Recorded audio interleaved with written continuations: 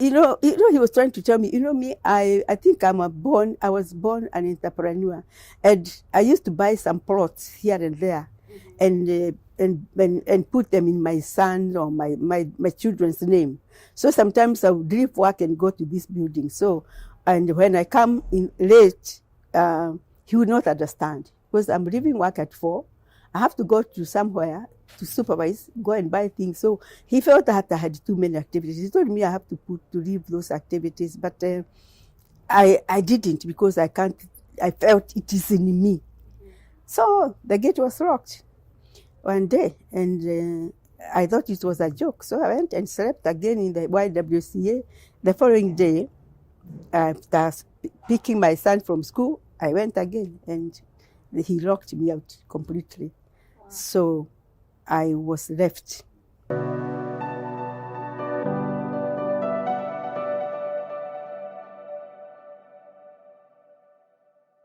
Here is the story of a village girl who simply believed in herself.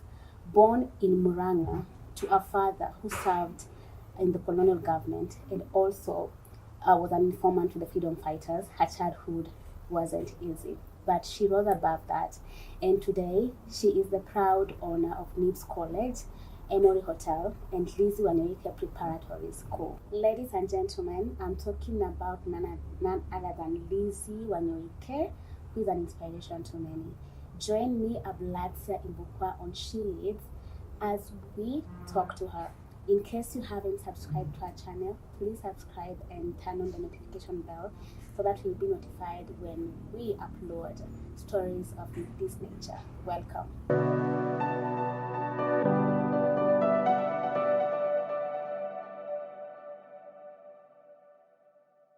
Hello. Hi. Welcome to our show. Thank you very much. I love your school. It's beautiful. Thank you. Mind taking us through your childhood, where you were raised? Yeah. Tell us your story. Okay, thank you very much. And I'm happy that you like our school. This school is meant to change lives. And I do that with a passion and by doing everything that is required. Mm-hmm. So I was born in Murang'a, like you said, and I was born during that time of the freedom, when the freedom fighters were doing their final days. Because immediately after that, of course, they were defeated by the colonial government. They gave up, and then we started all over again. But at least we earned our freedom. So again, my name is Lizzie Wanyoike, and I'm a teacher by profession. I have taught for many years before I decided to maybe rename myself to an entrepreneur. And during this period of time, for several years, I have been in education from day one, when I went to start, first of all, in high school. And then after that, I worked as a teacher in major colleges then in the 70s. So I have lived all my life with the young people, trying to mentor them, trying to make them, to mentor them, in short. So that is me. I'm a mother of 3 children and 11 grandchildren, and more coming. 11. So yes, 11. How old are you? Unless you do the calculations. Ladies don't talk about their age. But I'm proud to be a grandmother of so many. And I'm hoping I'll even see my great-grandchildren. That is what I'm pushing my first daughter, my first granddaughter, who is 19 years. Mm-hmm. So I really am proud of that achievement. Mm-hmm. Yes. How has the journey with entrepreneurship been? And what have been your guiding principles in your journey? My journey.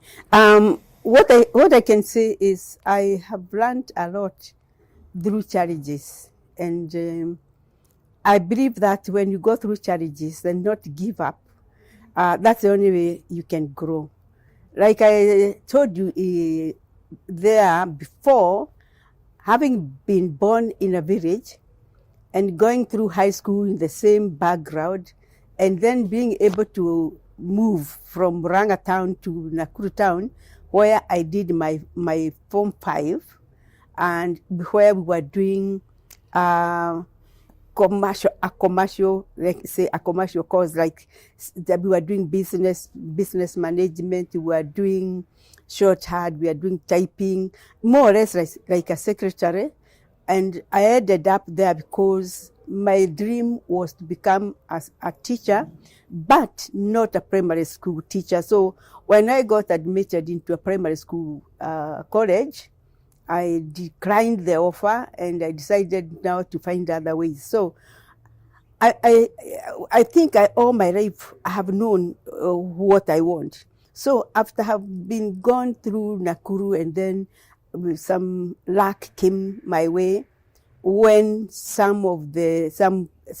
a group from Canada were looking for business education teachers in high school. So in short, we were the first lot that when the government introduced business studies in high schools. So that's why I added, and again, having finished my school, and again, I did not want to go back to the village because now village life was tough.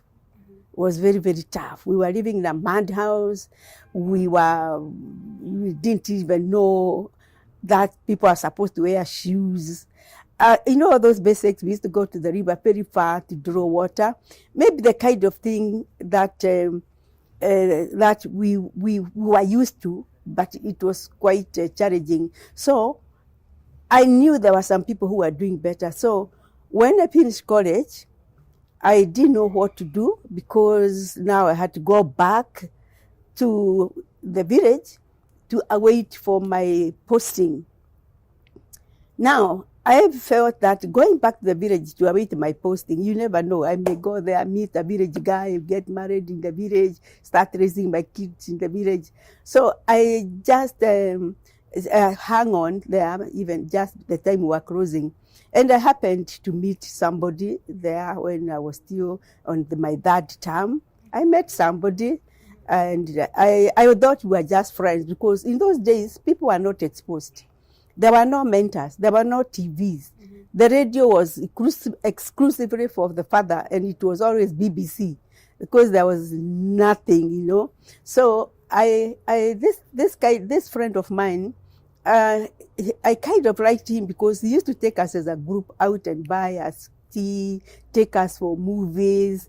And again, Nairobi life was so good. I've been grown up in the village. You feel like now as if we are in New York, So, and when graduation came and you had to go home, he asked me he told me, now, are you going back to the village? I said, no, but I don't think I want, but my sister lives here and they live in a single room. So I don't know. He told me, okay, fine.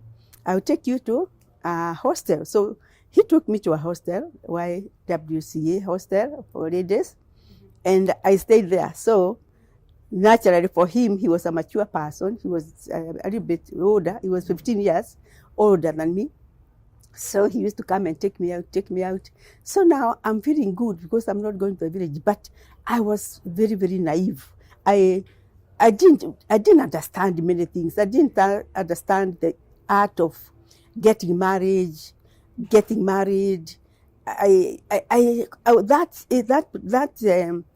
That stage of my life, because we were always, my parents were very strict, so we were not exposed to so many things. And eventually, I found myself pregnant. And okay, I told him, and he said, okay, no problem, I'll take you home. Yeah. So he took me to his home, and I stayed there. And I didn't know I was getting married. I thought I was going to visit. And but my older sister, reported the case home. Mm-hmm. And so he decided now to go to the village and confirm that he had me. and that meant married. So that's how I got married.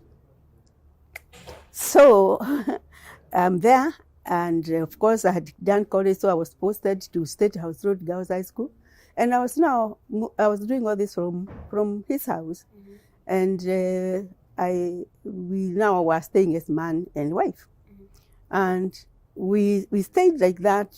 We had children, and I stayed there for 26 years. Now, 26 years, all the children were grown up, but there was a big problem between us because you had the age gap. Yeah. And again, I was not exposed, having come from, in a heavy Christian family, we were not allowed to be moving around. So that time we did not, and I was naive, and I wanted now, I think there was something missing because whatever he wanted us to do, it was kind of boring. Now, if I want to go shopping, and he would just buy a ticket for me and take me to London for shopping, and like that, he gave me a very good life, but I was not happy. You think you were not compatible? I was, yes. We could not sit like that and talk easy things. He was a very serious guy because he was an executive CEO in a company. And even his nature, he was not those people who interact so much. So when he takes me out, they'll go at the counter with his friends, and I would be kept somewhere, and my drink would be brought there. I wasn't drinking, and I've never known that women could drink. So he used to send me some there's a drink which was there during our time called Baby Cham. Baby Cham was like a small bottle. It's put in a glass, and then you keep on sipping it. And I would, if a friend came, maybe a lady friend, they would send them to my table to keep me company. So we could not interact. But for me, because I used to see my mother and my dad, I would never see them at the happy, laughing. So me, I thought that is how things are supposed to be. Yes. And so I didn't have an example. And so where I would, and I would just accept anytime he wanted us to discuss about children, it was very official. We would go into the study room. We had a very nice big house with a study. So we would go to the study room and discuss about the fees, about which schools they had to go to, about where we are going for Christmas and all that. We would be taken out all over, and be taken to Masai Mara, be taken to Mombasa. So me, I could not get in the water so he decided I have to be trained to swim. But swimming was not my passion. So we'd go to Mombasa, me, I just go there, get into the water. He's very happy swimming. And then, of course, there would be his friends, other executives that would be there with them talking serious business. So I was busy. We had acquired, where I was teaching, that institution was called Temple College. Where I was teaching, it was owned by a Mzungu. So that Mzungu decided to relocate back to UK. So they had sold us the school, and I'm the one who was the principal. I was the one who was doing everything because I was a teacher before there in the same thing. So me, I was okay. I leave very early in the morning, drop the kids to school, I go back to work. There I find people my age mates, we are happy, they have weddings. I will tell him, let's go to this wedding. He said, well, just enter, you just go. So we never actually shared anything. The only thing we shared is maybe when the kids are there, we sit together in a dining and eat together. After that, if we are slow eaters, you go leave us there. But it was very nice. In fact, he's the best man I've ever met, because with all my stupid little mistakes here and there, I was never beaten once. Not once. And again, he would give us everything. My children were given the best education ever. Everybody, we were happy. And you see, when shopping, London, all these. And he never kind of harassed me for anything. But it was just that even me, I'm sure he didn't fit in my company. I didn't fit in his company. And when I go out, let's say I'm going to town, and I see something silly happening, maybe somebody being beaten by mob justice, I go home to, you know what? I found this guy who was trying to steal, and then he was beaten. No, see, I tell you not to be going to such places. What were you doing there? So, and we were okay, because 36 years is a long time. Yeah. And the kids were happy, and my parents were very happy. For the first time, I put up a stone house for them, wow. A nice house, which is there up to date. We went back to their home. We made them happy. My mother-in-law, I used to go and buy a dress like this and buy her the same. Mm-hmm. So, so it wasn't about marriage. If we had, that is the only thing that disconnected us. Yeah, compatibility. And so it reached a time I think he got fed up with my stupid mistakes here and there. He got fed up.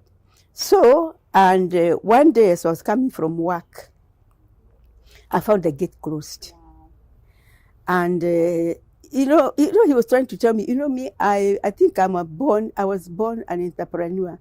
And I used to buy some plots here and there, mm-hmm. and put them in my son or my children's name. So sometimes I would leave work and go to this building. So, and when I come in late, he would not understand, because I'm leaving work at 4. I have to go to somewhere to supervise, go and buy things. So he felt that I had too many activities. He told me I have to leave those activities, but I didn't, because I felt it is in me. Mm-hmm. So the gate was locked one day, and I thought it was a joke. So I went and slept again in the YWCA.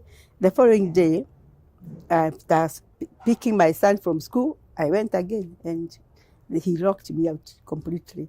Wow. So I was left there. I didn't know what to do. And I had not realized, I had not known in my lifetime that people leave homes, because it wasn't happening those days. Yes, it wasn't. Yeah, you'll be beaten, you stay there. Although my parents were very peaceful. And if they ever fought, they were fighting in the bedroom at the night when we have slept. So my marriage to me was completely different from that. So now here I am, and I didn't know what to tell my parents, and then I fell into a depression. Wow. I would wake up in the morning and just cry and cry and cry. Then somebody told me, you're not supposed to be, somebody's not supposed to do that. You go, let me get you a lawyer. So they got a lawyer. This lady, she's prominently known today, so I don't want to mention her name. Yeah, I went to her. I don't want to mention her. She's very, very, most senior lawyers, yeah. But those days she was just starting her practice. Yes, yeah. So when she wrote an affidavit, which me I didn't understand, so he presented it to the court, claiming that I've been kicked out by my house. I should go there. I have the right to go back home. Mm-hmm. And then my husband was given a copy. When he was given that copy, he looked at the copy and he was furious. I forgot to tell you something. Mm-hmm. By the time I went there, see, I told you he was 15 years. Yes. So he had already married. He was previously married. Mm-hmm. He had another wife. They have gone to church. So he had that marriage certificate. So me, when I went there, when he was talking about divorce, me, I could not understand, and I didn't know. I thought divorce, why are we hurting somebody else? I swear, I was so stupid. But I don't know. When I look back, I see that is the way God wanted things to go. So now he went to court, and you know what he said? What did he say? That I was his girlfriend. Wow. I was only 26 years. I was only his girlfriend. And I felt hurt because what I had done, actually when I went there, I had found his kids, the kids were there. So, but you see me, I didn't know what really it was all about. So the kids were there. I am the one who took care of those kids up to university. Everything I stayed with them. So, but they used to be sent to their mother over the holiday. They stayed 2 weeks and with me 2 weeks. So when I read that, that was the end of me. What? A girlfriend for 6 years with 3 kids and having brought another 3. I was very sad and I felt very bad. And that was the worst moment of my life. And I went back, I did not even go back to court. I just went into my car, I sat there and I cried for 4 hours. And I told God, why didn't you open me up before? Why are you doing this to? Why is this happening to me? And I didn't know. Everything I did, I did not do it with malice involved in it. I was doing the right thing. And I had worked for him, had campaigned for him, I had done everything for the kids, for both our kids, the 6 children, they were happy. So I was wondering, why? I couldn't understand. So after all that, I just took those papers and I tore them into pieces. And I said, I'm not going to do that. This time I was still at college. So I went at college. When I went there, I found him there with his bodyguards. And they chased me away from the school again. And I didn't even pick anything. You remember at home, I didn't pack anything. When I went to the YWCA, at least I had a small, my savings. I bought myself some new clothes and all that. And I prayed and I asked God, Kwani, why is this happening to me? And I know I made mistakes. I may have made mistakes naively. I was very naive. God, nobody was there to tell me, no, this is wrong. Nobody ever told me about it. And if for him, he said something, what I'm doing is not right, he was not explaining. Nobody else was complaining. So why him? So I decided that to close that chapter. And that's what I did. Now I went back. Now I knew for real. Because me, I thought it was a joke. For real, I'm out and out. So what do I do? What do I do? And there was a friend of mine who we were doing construction work with, and my sister, and another friend we went to college, to school with, high school. Then we decided, now, what are you going to do? And then I said, but I'm a trained teacher. There are alternatives here. I can go and look for a job in another college. But I said, now, after teaching all this time and being a principal to becoming a teacher, that's embarrassing. I said, but we can start our own school. Said, oh yeah, actually that's a good idea. Why don't we start? You know, I mentioned that to you, I used to buy plots, yes, but in my children's names. So, that was nice. Yeah. So what I did, I sold those plots. And again, I had worked for 36 years, you know. So I had some savings, although I was spending a lot of my money. So I went to the bank, Equity Bank, and Equity was my banker then. And they told me there's nothing to worry about. They're going to give me a loan, and then I can start. That is how NIBS, Nairobi Institute of Business Studies, came up, which is currently NIBS Technical College. Actually, it's the largest private institution in the country. And I will take you around so that you can internalize that. You'll be happy that your sister can come here and study. Yeah. Honestly, if you don't pass here, then there's something. It's you. It's not the college. It's you. That's what we do. So, and so now this is my new. I started a new life. So I rented a house. Now, when I rented that house, I didn't have any utensils. So the first thing I bought was a mattress, which I put down on the floor. So I'd go to college, make those meetings, do the meetings, and then go and sleep on the floor. Then I started buying a cooker, I started furnishing. So I know how to start. Because before I found a house ready-made.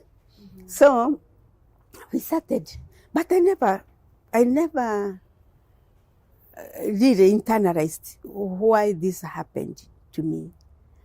And I would pray for it, about it, and then it would disappear. But these days it's like I come to know why I left, why this God created this, because I think God is always there, and he knew what he was doing, maybe. Because when I started my own school, within 1 year, where we had rented, it was full. It became full like this. And I have gotten used to that. I opened up the Lizzie Wanyoike preparatory. Within 1 year, it was full. Within a very short time, it was full. So it's the same thing that happened with NIPS. NIPS grew, and I did not look back at all. But there's one thing I decided, that I'm not going to let myself down. Now I'm more mature. I know I'm going to be very careful of the mistakes I may make, and be very, very careful what I do. And also mentor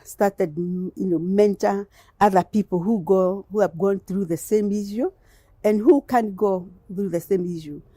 And for me, I always say maybe God had a plan for me. Was preparing you for today. Yeah, preparing me for today. Because what I've done, I stayed there for how many years? 36 years. Now, what I've done in these 20 years since I left home, there's no comparison. I have helped so many people. I have mentored thousands and parents and helped, I have done a lot. I've done a lot of mentorship. And even, in my area, or I can say in the central, I have done a lot. And that's why I was happy when you invited me, so that at least I can expose myself also to these other people, to encourage the women and the men out there, because even some men experience the same, that if you had done it before, you can even do it better now too. And then something comes. Don't think that's not dying. God is preparing you for something. You may not have as much as I have managed, but as long as you can stand up on your 2 feet again and move, believe in yourself. Believe in yourself. That's why I tell my students and everybody out there, education is very important. And also, I also tell the girls here that it's always good to finish their school, get their certificates, put them in their bags before they can start of marriage or having babies. Of course, the babies will always be there because people are always making mistakes. But when you have it, it's not a mistake anymore. It's a blessing. It's a blessing. So I think if you have done it before, you can do it again. If so, you need to just dust yourself and start thinking of strategy. You may not have had some savings like I did, but you have some close friends who you can teach. You can even form a committee. Talk about your experiences with them and say, now, I need your help. I just need maybe 50,000 shillings or 20,000 shillings. I start hustling. I know I can sell eggs out there and grow that one tray into 20 eggs, into 50 eggs. But giving out, please, unless you are sick. Fortunately, I was not sick. There are some people who give up because of sickness. We just pray to God. And God does not answer prayers in a day. I was watching another program on our local TV, and there was this young man whose face was deformed, had very many things all over the face, the whole body. He had bought something to scratch himself, and that boy had suffered. He had been brought to TV so that people can raise money. And this boy, he said something that really touched my heart. He was telling us, now people keep on telling me, the pastor told me to pray. I have prayed and prayed, but God is not hearing me. I feel like I want to die. God has not helped me. then I thought, gosh, this is going to make people lose their faith in God. But after thinking, I said, why are you saying that God has not helped me? There's a time God doesn't run. He doesn't rush. There's, in Kikuyu we say, he is never late. God is never late. Comes at his own time. Yes. So that show was brought by God. And money was contributed. I have not followed because I contributed. So I guess that boy will be better again. So keep on praying. Don't complain. When you complain to God, He'll pull back 2 steps. Mm-hmm. Say, God, at your own time. But in the meantime, also, like I'm talking to you. But God, at least I can start something. I need some food at home, So long as you are strong, and you can go to a friend who can give you 50 bob. Like I say, buy a tray of eggs or buy some sweets. Walk in the streets selling. And let me tell you, don't worry about your friends. Your life is your life. Your life is personal. You mentioned that this man was good, like he gave you a good life, but there's that one factor. Yes. The compatibility. Yes. How can the young people who are looking to get into marriage identify a partner that they are compatible with? Yes, I have tried here with my students, especially the ones who are graduating. I have done it not so many times, but I think it is something I need to take seriously. People, because of the social media, very high-tech technology, people are becoming very weak-willed, that you look at a man and he looks at you, you become friends. Normally not permanent friends, but maybe to just enjoy yourselves. And so that the stage you people are in now has really awakened you. Do you know, in our times, going back a little bit into our times, you'd finish college a virgin. Here in primary, they don't know what virginity means or about. What I do to my students here, I tell them, when you are dating, I want you to know, to remind you, what are you dating for? You are dating for you to become permanent partners. So now, since you are about to finish your college, or you have finished your college, where I used to tell you not to drop out of school, now you are allowed to run what the world is there, what is there out for you in the world. So when you date for sex, you don't have to date, you just go on, and that's what people do. But if you meet a man you like or a lady you want, it's always very good to know, first of all, you end up like friends. That you are talking about, that car passes, you discuss that. You have the same kind of stupidity, like I had my own stupidity alone. At least that kind of casual, shared friends. You can talk about this, you can talk about nice things, you can about gossip, you can talk about all the nonsense and good, and you can talk about college, you can talk about looking for a job, you can talk about doing, how me, when I get married, I will start a business. You can, and say, oh, you will start a business, me too, And don't be in a hurry. Men are there, women are there. And these days you have to look very carefully when you are dating a girl. You may date somebody who is in drugs all the sponsors. If you still want to go back to the sponsors, date enough for you to get to know you are settled and you want to settle together. And the signs, what are the signs? When you go out having a drink, maybe you're going this guy for a drink, and then you are having a drink. Let's talk about drinking. Drinking, let's say you are drinking some wine and drinking some drink, whatever, water or wine or whatever you want, because let's always accept the fact of reality. And then your guy gets drunk, and that's why I tell women not to over drink, because when you over drink, things will happen. So now this guy He started banging the table. Now you made, what they call them in the bar. Waiter. Waiter kuja sasa, wewe nini unafanya hapa? Go, si unaona drink yangu iko kabisa kuenda kumalizika. Let me tell you, that is you in 3 years time, in 2 years time. Yeah? Red flag. Yes. Watch everything. Even you can try to provoke him. When you just decide, you are hot, and maybe even slap him, and you see his reaction. Do something stupid. Yeah? Both the men, I'm not talking about, do something stupid and see the reaction. I'm sure you are a YouTuber.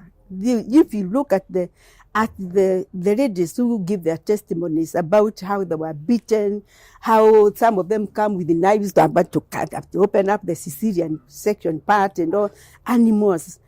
We have some men who are animals. And a few ladies, but I have not seen much of that. So what am I trying to tell you? I'm trying to tell you that marriage is not a holiday. It's supposed to be permanent. And again, men are weak. In fact, I was talking to my preparatory staff. Men by nature, they are weak. They are very strong. He can beat you up. Yeah. But they don't know how to handle problems. Another lady was telling me they had a baby who was good for a whole year. Then the baby started with complications, and then his hospital up, in and out. And the guy ran away and left because of that baby. And now she's suffering, so she was here asking for help.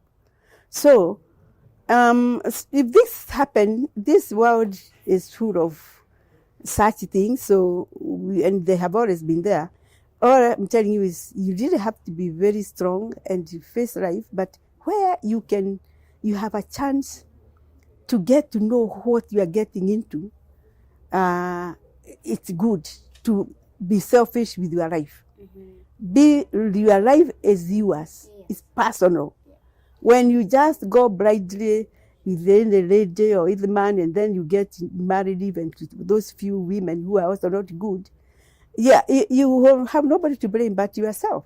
Yeah. So marriage is not a holiday, and once again, it's supposed to be permanent. And again, falling down, if you fall down here, I will not find you here the following day. Wake up, dust yourself to go. So everybody is capable of starting afresh, and that's what I did. And that's why I'm here. God had a mission for me, and I have accepted that mission to do what I can and to talk to people and encourage them and tell them, you know yourself, what are you capable of? And choose your friends, especially in colleges and universities. Even universities, I've gone to talk to them. Please, people are coming from different areas, but when you go home, you go back the same different. You come from Kisumu, I come from Ranga, you come from Kakamega, you come from Mombasa. Here we are doing things together, as a group. Thinking, you are not going to make a home, all of you together. One will go back home. So life is, be very personal about your life. Love yourself first. Charity begins at home. Love yourself first before you love the other person, no matter what. Love your neighbors, you love yourself. Yes, it has to start with yourself. So there are so many things you can avoid these days, but don't let things happen to you which you can avoid, and then you have a better life. Beautiful. And now, to the Lizzie of today. Yeah. You are the founder of Leeds College. Yes. Now we have Lizzie. Wanyoike Primary School. We have Emory Hotel. How have you managed to do it? What are values of your purpose? Yeah, one thing I know I've succeeded is because I love people, and I have that kind of, I take people as very important to me, because they are the ones who can make you happy or the ones who will make you cry. I work with my staff as friends. Even when I was starting, we started as friends. So my success comes, number one, because I'm able to love my staff and they love me in return. And again, I'm able to plan and to see what is good and what is not good for them. And that way, I've been able to. And again, I think I was born an entrepreneur. Up to today, I still buy land, and I'm an addict. If somebody just be land there, I'll even borrow. I like that kind of addiction. Yeah, I'll even borrow to pay land in case it goes and then I don't find it there. So you'll find that behind the college, they've been selling land here, and within a period of about 3-4 years, I bought about almost more than 10 acres behind here. I'm an addict of that because the same land I can sell. Now, if I want to build something, I will sell one land, a piece of land, and build. But the other thing is, I'm not afraid of loans, but because I know I can pay. There was a time I loaned for putting up that complex you saw there and the hotel. There was a time I borrowed almost up to 600 million. And we are able to pay. We pay a long time, then we can reduce it. So people who want to do business, don't borrow unless you have done your research and seen that you can pay. Because that time I had done my calculations to see needs. We need this much, salaries are number one, because now without salaries, you don't have business. So and then I knew I could pay this much. Now I brought it down to 250 million in a period of 4 years. So I am being the only, and you get to know that the people who are working in your institution, you are all partners. Yeah. Here in this college, and have very many people, both the preparatory and the college workers, the drivers, we are not less than 300 and something. But we all take 10 o'clock tea here with the bread. We eat lunch here, enough food with meat and what, and we take 10 o'clock tea here. I don't want somebody to go home hungry. So even if you don't have food at home, at least you have eaten lunch. And there is more than enough. In fact, I will make sure that there is enough for you over lunch hour. What's the time now? It's 12. I will make sure, I'll make arrangements so that you can go there at our canteen and have lunch with my members of staff. God bless you. Asante sana. How did you manage to stay afloat with the challenges, and what other challenges have you faced? When you're in business or in life, you can never ever avoid challenges. Challenges will be there. But you have to learn how to defeat those challenges. Yeah. I have experienced many. From the word goes, you can see how I started. So I started with the challenges. Yeah. And even when I was registering, there were many challenges because my husband was also trying to block me into registering a school. Wow. And so the challenges started. But once I jump one challenge, I look forward into that. So we, even in town, have had so many challenges trying to evict me before my lease. Why? Because the students are misbehaving. These are students who are coming from up country, Gishagi, like where I grew. And they're coming and they're finding us that we have we were in cooperative bank house, 21 floors, and the lifts are many. So they would go and park into the lifts and lock, going up and down. So I was to be sent away. But when I got the time to extend, I decided I will have to make my own. I will have to have my own land. That's when I decided to buy land there. The challenges are there all the time. You need, and even when we are constructing, there will be challenges. If there are no challenges, when things are so smooth, then what will test your strength? Those challenges, God brings them to test your strength, so that you just don't look up to Him that He's coming to do things for you. He has given you everything so that you can do those things. When we came here, We were broken into. You see, this place was empty. Yeah. In fact, all these people, if I went there and asked for an MCA seat of Kibo, they would vote me 100%. Even all those construction down there, far down, everywhere, even Royal Town, is because of NIBS. So so that means that even having to build this and to be able to accomplish these people, there are challenges. So don't take challenges as obstacles. Take challenges as something to strengthen you. But always have I think, now I'm here, what do I do? You can take a step. What step do I take? Yeah. Talk to the best friend you have. Maybe he can come up with an idea. Praying also works. You think when you are praying, when you are praying, you are thinking about people. You are thinking about what to do. You may remember, I had an auntie, and maybe you come from Mombasa, and this auntie moved to Muranga. You walk there and go, my auntie, I'm here. So you have to learn how to avoid or to fight. You cannot avoid challenges, but you can learn how to survive with them by becoming strong. And it doesn't matter. There are people, of course, there are some things that completely break you. And that's why you see so many people get depressed. And whenever you meet somebody who is in depression, please advise them to go and see a counselor. I've seen so many people rise up from seeing a counselor. Here we have one who is here personally. If any of you need counseling, I also do it for you for free. So, Paul, make sure you see her. So, challenges to everybody, all of you here, I'm sure. If I asked you, you wouldn't tell me and your arrival is there.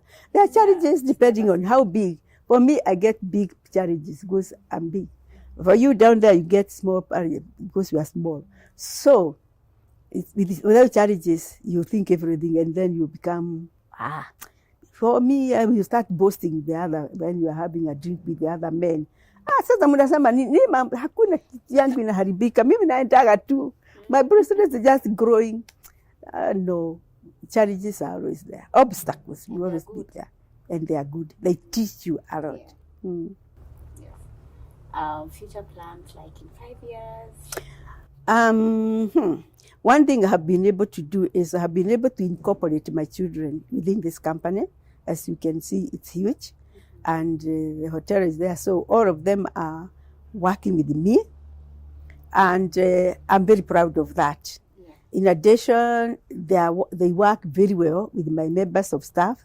They are buddies. And I'm also very happy. You can't know them because they interact with them. They do everything with them. And so there is nothing like bossing them around. So here, my staff work freely because they know there is nobody who is going to boss them. In fact, the people they fear are the people here, head of academics, and because if you're a teacher, you have to, if your class has a lot of absenteeism, you have to come here and explain why you're having absenteeism. But they work together nicely. So my main goal here at NIBS Technical is to give the students what they require. You'll be taken round to see. Although now, again, in 2 weeks, I'm traveling to India for more equipment on engineering. Engineering, because we want to do architecture, you want to do structural engineering. We want to do all those. For the time being, we are doing the ones that are easy to like electrical. Cosmetology is very, very interested, very popular. And then we have fashion and design. These are the ones, courses you can go and sign. You all see that. I don't know whether you eat and come and see or whether you go, whichever way, because it's important. Yeah? You see past, yeah? Yeah. So, I am happy that some people take my advice seriously and they come for consultation. And I thank God. It's all God. Yeah. And yeah. Beautiful. Your parting shots? Yeah, I can say I just would want talk to people out there that life is not a rehearsal.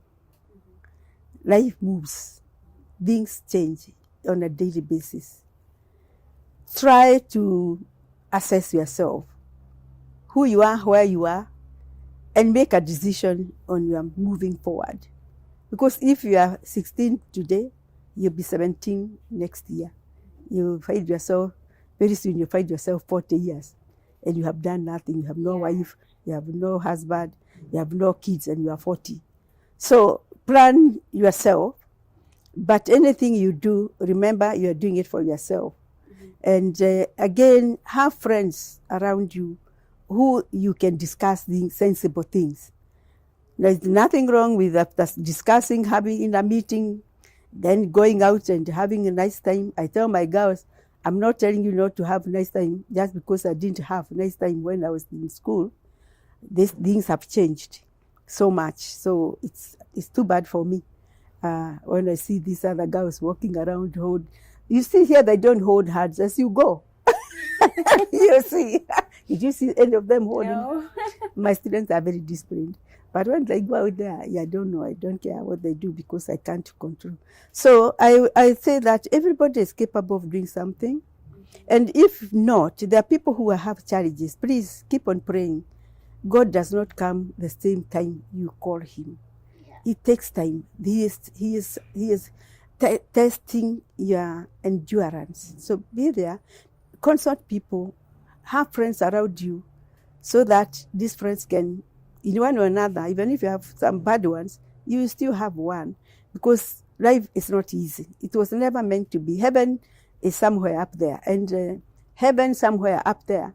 Nobody has ever come down to give us a report on how heaven is. But we are told this is not heaven, because that's why heaven is supposed to be something very nice where you can do whatever you want, but so long as you are not committing sins. So just get to know that you are very important to yourself first. And I want to repeat again, when you fail, it's you who fail. It's not your parents. They feel they have failed, but the worst failure is you. So when you don't do what they have been advising you to do, then the failure will come to you and you regret it.